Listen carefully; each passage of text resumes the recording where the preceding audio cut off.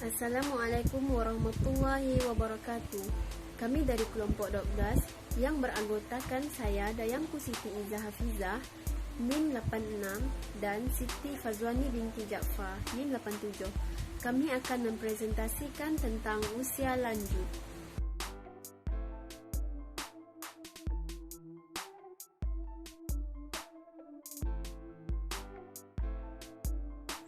Pengertian usia lanjut. Menurut Darmojo 2004, usia lanjut adalah fase menurunnya kemampuan akal dan fisik yang dimulai dengan adanya perubahan dalam hidup. Yang kedua, menurut UU No 13 tahun 1998 tentang kesejahteraan lanjut usia, yang dimaksud lanjut usia adalah seorang yang berusia 60 tahun ke atas. Dan menurut Harlock 2006 adalah periode penutup dalam rentang hidup seseorang, iaitu suatu periode di mana seseorang telah beranjak jauh dari periode terdahulu yang lebih menyenangkan atau beranjak dari waktu yang penuh manfaat. Batasan lanjut usia. Usia pertengahan middle age iaitu kelompok usia antara 4 sampai 9 tahun. Lanjut usia elderly iaitu usia antara 60 sampai 40 tahun. Lanjut usia tua old iaitu usia antara sampai 90 tahun. Lanjut usia yang sangat tua very old iaitu usia di atas 90 tahun. Ciri-ciri usia lanjut menurut Harlock 2006. Periode kemunduran.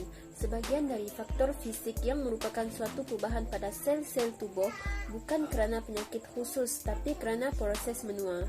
Yang kedua, faktor psikologis, sikap tidak senang terhadap diri sendiri, orang lain, pekerja dan kehidupan yang terjadi seiring dengan bertambahnya usia.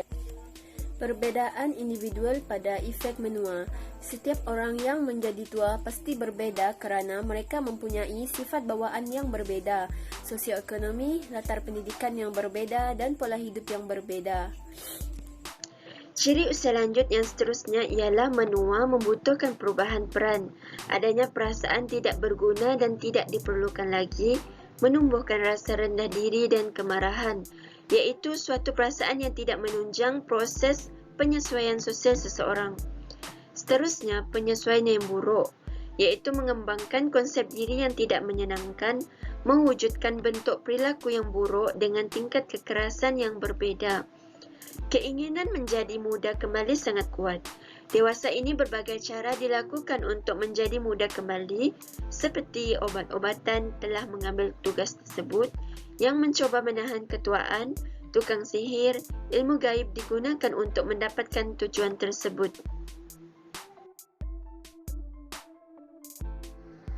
Tugas perkembangan usia lanjut, iaitu menyesuaikan diri dengan menurunnya kekuatan fisik dan kesihatan secara bertahap.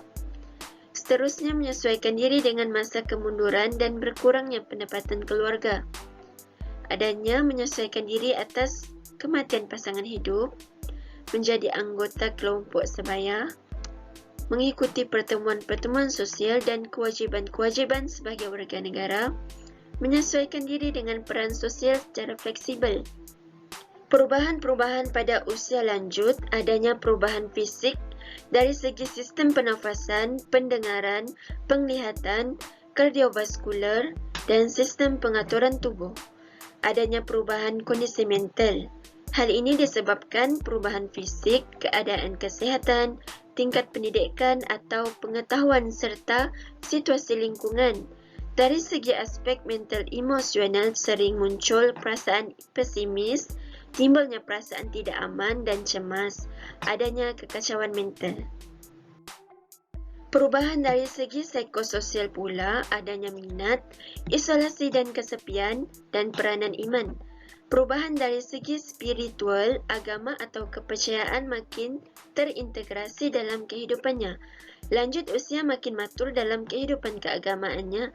Hal ini terlihat dalam berfikir dan bertindak sehari-hari. Perubahan dari segi kognitif pula, kemunduran umumnya terjadi pada tugas-tugas yang membutuhkan kecepatan dan tidak mudah menerima ide-ide baru serta ingatan tidak berfungsi dengan baik. Sekian, terima kasih dari kelompok kami. Kurang lebihnya mohon maaf. Wabillahi taufik wal hidayah. Assalamualaikum warahmatullahi wabarakatuh.